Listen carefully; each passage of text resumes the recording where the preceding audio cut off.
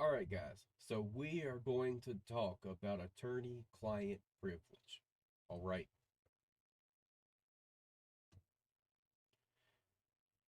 This is really bizarre, you guys. This should not be happening. All right. Mr. Labar, when you first met Brian Koberger in Pennsylvania, what was your first impression? When I met Brian Friday night, the night he was arrested, uh, Brian was very cordial. He was calm. He was aware of what was going on. He was shocked by the arrest, but he certainly was easy to talk to, very intelligent, and I really had no issues talking to him. Did you talk about the details of the case? When I walked into the room and I shook Brian's hand, before Brian could even, I think, say hello, I basically cut him off and said, Brian, I'm merely your attorney for your extradition. I don't want to know any of the details about the actual facts or circumstances of the case or the allegations against you. That's for your attorney once you get to Idaho to talk about. I'm simply here to talk about the extradition and the elements surrounding the extradition proceedings. Did you get the sense because he was getting his PhD in criminology and had his master's that he had a good understanding of the process more so than like a regular client you may have? Well, you have to understand the clients that I normally have don't even have a high school education, let alone a degree from a college. So it was much easier to talk to him about how things would proceed and how the hearing would go than my usual clients being a public defender. But yeah, it was pretty easy to talk to him. He was aware. He did ask questions about how things would go. He wasn't fully aware of the legalese behind the hearing and what would be expected, but I certainly know after explaining it to him, he understood. Why did you decide to release the information about the Indiana police stops? Because I think we got it from you first that those stops had happened. I think it is accurate. It came from me. It really just came in conversation with Brian and his father. I was aware that I was trying to make sure that they knew the date that they came back from Pullman, just to make sure that it establishes that he would have been in and around the area at the time of the incident. Never contested. He would have been in Washington State University. We have to keep in mind here that everyone who's going to be criticizing this interview isn't in defense of the defendant. All right. It may seem that way, but it's really not. It's in defense of justice. You know, this could potentially open up a lot of doors you do not want opened, especially uh, in a crime like this. You know what I'm saying? You don't want someone who's done something like this to walk on a technicality because an attorney, because of someone down the line had talked and revealed too much information, and that can destroy the whole case. Now, at this point, once the trial does actually start, this is probably going to be brought into the courtroom. And his attorneys are probably going to use this to try to get a mistrial before it even starts. Um, and it could happen.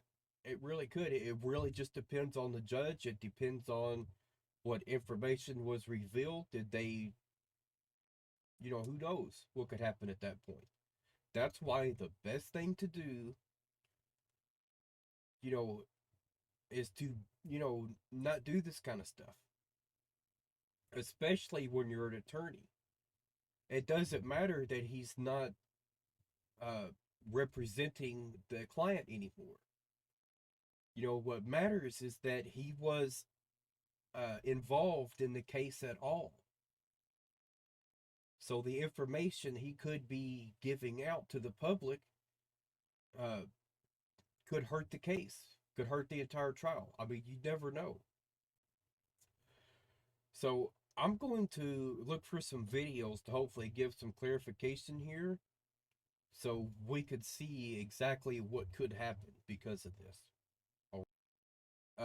This attorney, he could be getting in a lot of trouble because of this. Um, I mean, he could actually get some criminal charges out of this. I'm not exactly sure which ones. I'm still in the process of watching a video from 𝕒𝕠𝕜. All right. And, she was losing her mind over this. So I know I'm definitely not, you know, out of line here and saying this could blow everything up. All right. And with a case like this, that is not what we need to be doing. It looks to me like this guy uh, wants publicity out of this. There's none of this stuff should have been discussed.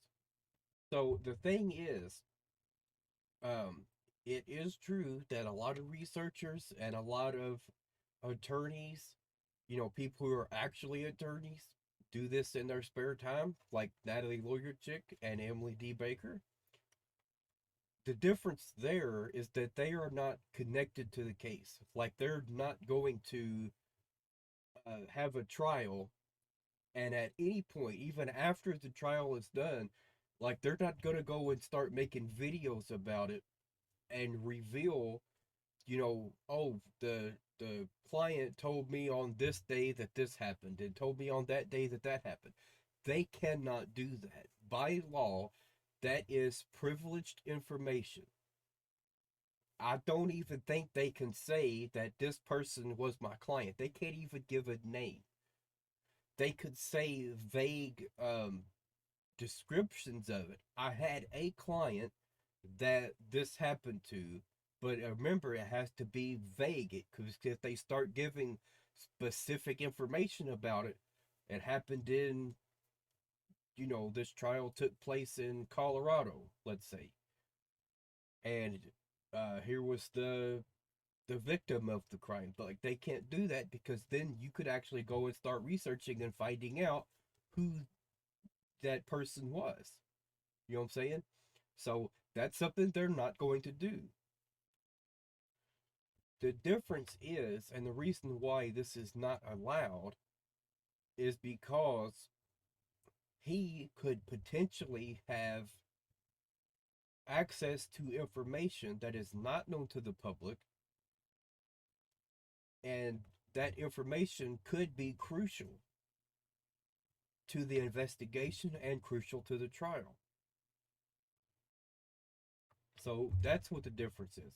So when these researchers and these actual attorneys are making videos about stuff, they're going by information that is available to the public already. All right. So they are not even able to disclose any information that they shouldn't be. You know what I'm saying? So that's a huge difference right there. Um, if this guy here was never connected to the case, if he never represented um, Brian Kohlberger, if he never had any connection to the case at all, then there's no harm, right? But because he is uh, totally in the wrong right now. Like I cannot imagine what was going through his mind, thinking, you know, because I'm not his client now. Now I can just go and spill the beans and tell everybody what was going on. He's probably going to get some very serious sanctions out of this, and he should have known better. You know what I'm saying? Like that's the big thing. Uh, I mean, this is a huge deal. Like this should not be happening. State Police, whoever interviewed Michael here in Pennsylvania, he had already told that to authorities, so I felt comfortable saying it. as part of one of the interviews that I had done, that he had been stopped, because I felt a little suspicious about it, that he may have been followed from Washington State, although I think that has been debunked to some degree. So when you were representing him in Pennsylvania, and I saw you in court, obviously you had limited information. Then when we got here to Idaho, This also brings into question the integrity of News Nation. All right. You know, these guys should definitely know the law. Um, Not saying he shouldn't have taken the interview, but to actually publish the interview online to where everyone can see it, like that's the part that I'm thinking, you know, sure, do the interview, but then turn that over to the authorities and say, I have an attorney here that has just revealed to me critical information about an ongoing case, hasn't even went to trial yet. Um, and I think you guys need to take a look at this, you know what I'm saying, and go from there. But to publish it, I mean, this was just not necessary. the probable cause was released. What was your reaction? I'm assuming you've read the 18 pages. What was your reaction to all of that evidence? I immediately was given the affidavit of probable cause when it was released, if I recall correctly, by, I'll restate this then, Brian, so it's clear. I'm just trying to remember who actually gave it to me the second it came out. So I immediately read the affidavit of probable cause. I believe a news media outlet that I had been in touch with sent it to me the second it was released. I read over it 4 times, I think, until I soaked it all in. And obviously what I had read, I now had an understanding of the evidence against him, because I had been working in the blind the entire time, because I didn't have access to the affidavit of probable cause or know anything about the facts and evidence that they had against them to verify the arrest. What was your reaction, though? Were you surprised by the amount of evidence? Did you think it was solid? I stated a couple times to other This should not individuals be and other outlets happening. that the way I would classify it, based upon my experience doing this for 17 years, read about 20, 25 homicide affidavits of probable cause at least, and represented several homicides, capital homicides.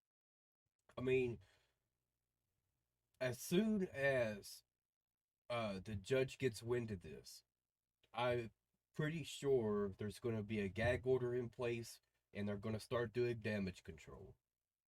They're going to go through every minute of this. They're going to look for everything that this person has said, because there's more. There's 2 other videos from this channel on Twitter, and I found a YouTube video of basically the same thing. It's someone shooting a video while they're talking to this guy, and he's revealing information about the case. I mean, even when news stories, when they get a hold of this stuff, they have to work with law enforcement so they know what information to keep out of the news. You know what I'm saying?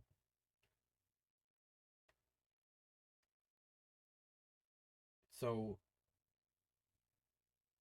I don't understand what's happening here. This is in the interest of justice. That's ultimately what this boils down to. Uh, and videos like this could damage that. You know what I'm saying? Like and I really hope that's not going to be the case. Um, once this circulates to, to the judge and everybody else, I'm saying it now. They're gonna start doing damage control. They're gonna figure out if they need to do a retrial, if they need to, whatever it is they're gonna do. This is gonna play a huge part in that. Like I cannot imagine, um, the trial just continuing on as normal after something like this had happened. I will be really surprised. All right, let's go ahead and look for information about attorney-client privilege. All right, guys, so we got a very quick video here. What is the attorney-client privilege? All right, this is only about a minute long. Attorney-client privilege is a very important right and a critical piece of being represented by a lawyer. It protects information a client shares confidentially with an attorney, whether during an initial consultation or in the course of representation. The attorney-client privilege is the right of the client, not the lawyer, and can only be waived by the client. This means the lawyer can't disclose any confidential information on his. So the client can, the attorney cannot. Like, even if the client starts giving out information, like if he has a interview with the press or whatever, and he starts giving out information, the attorney still cannot. His or her own without the client's consent. However, there is a caveat. The privilege is meant to cover communications regarding help with a legal matter. It does not cover anything shared with a lawyer in order for a person to commit a crime or perpetrate a fraud. There is an important reason for the attorney-client privilege. Without it, clients would be hesitant to tell their lawyers information they perceive to be damaging. But without all the information, a lawyer cannot effectively represent the client. That's why the law protects the frank, full communication between lawyer and client. Subject to only very limited exceptions, clients and prospective clients can freely share information about their situation with their lawyer, trust it will remain confidential, and the attorney is prohibited from disclosing it. Now, as she said, there are a few exceptions. And that's what we need to get into now. We need to understand fully about the exceptions to that. Hi everyone, I'm attorney Aiden Durham with 180 Law Co. in Colorado, and you're watching All Up in Your Business.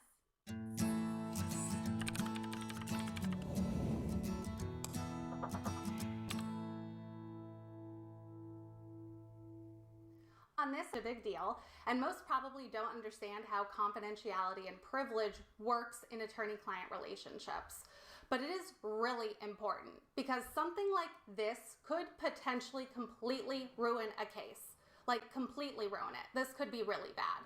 The first thing you should understand is the difference between attorney-client privilege and attorney-client confidentiality. Concepts help to protect our clients' interests and are meant to encourage honesty and open communication between us and our clients, but they serve very different purposes. Very simply put, attorney-client privilege stems from rules of evidence, whereas confidentiality stems from rules of ethics. But there's much more to it than that. So let's start with confidentiality. Every state has rules of professional conduct that apply to lawyers who are licensed in that state. These are ethical requirements we must abide by, kind of like do's and don'ts for how to be a lawyer. And if we don't follow these rules, we can get in a lot of trouble, including just losing our licenses. Most states fashion their professional rules of, or their rules of professional conduct from the ABA, the American Bar Association. And Rule 1.6 of the ABA's Model Rules of Professional Conduct tell us about our duties of confidentiality. It says, a lawyer shall not reveal information relating to the representation of a client unless the client gives informed consent.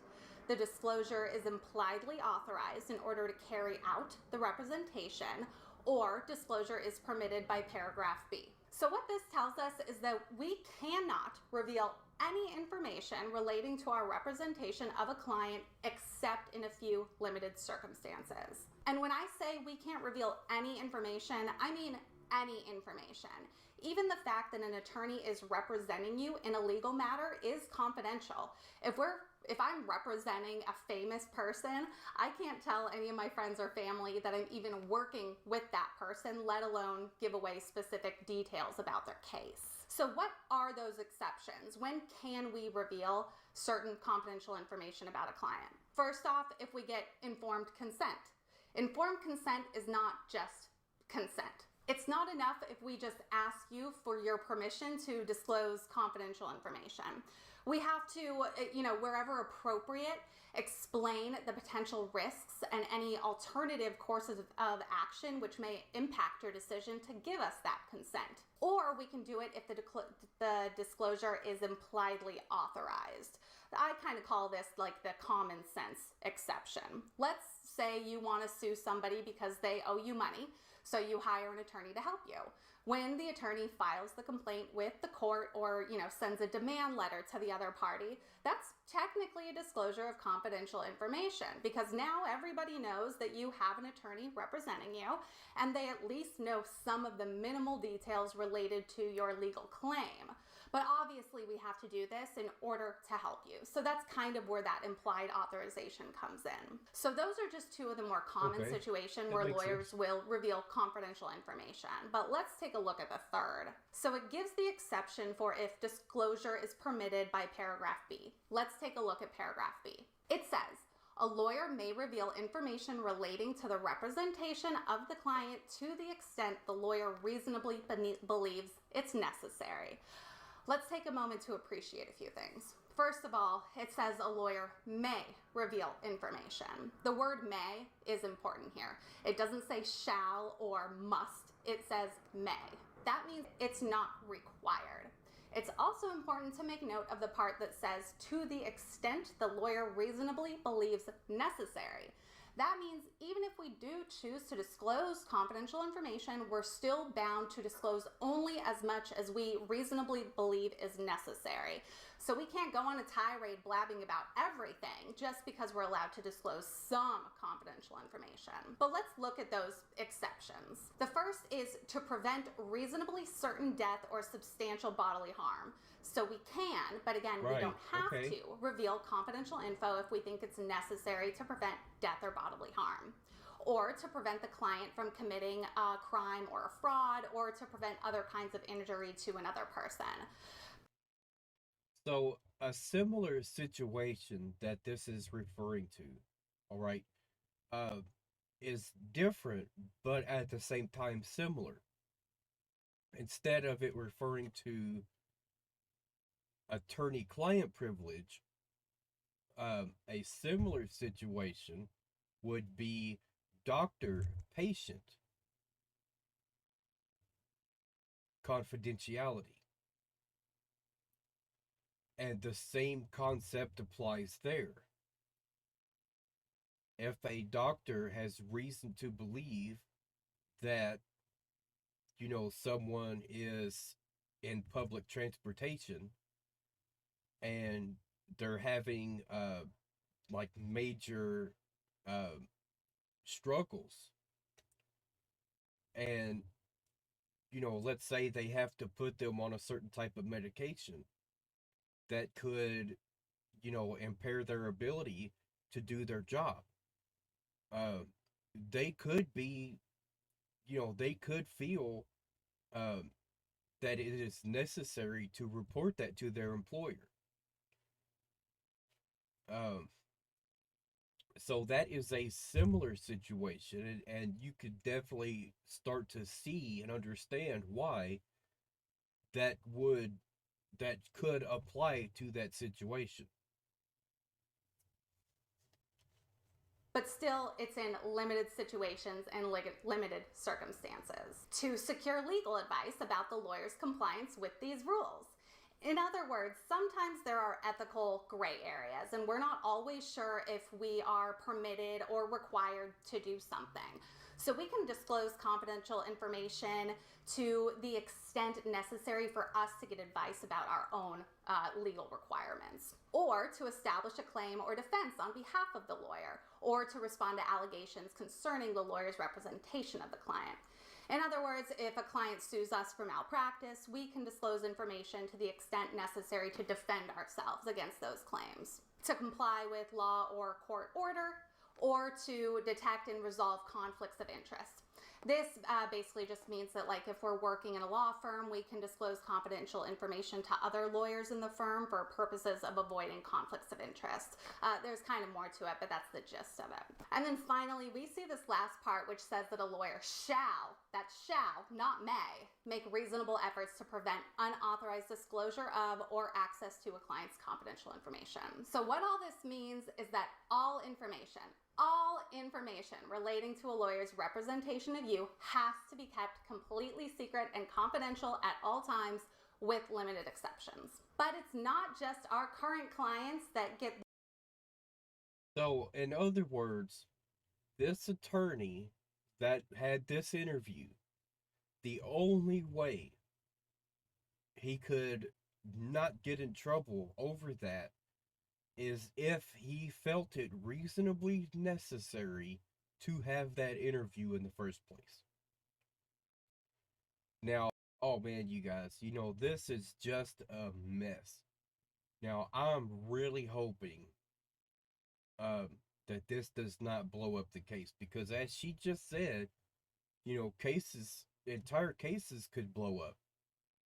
If someone says the wrong thing and releases the wrong information. And it just leads you to wonder why, right? Like, why would you risk it? Why would you risk your license to go and have an interview like that? Now, my opinion right now is that it could be because he wants the spotlight. He might want to write some books about it. And he wants to be in the public eye. It could be that he wants to write some books about it, and he wants everyone to know that he was, part of his defense team. Even for a short period of time, right? Yeah, this right here is something that should not have happened. All right. And that's on the attorney's part. That's also on the news channel's part for releasing it and putting it online. All right. Well, y'all let me know what y'all think. That's it for now, y'all.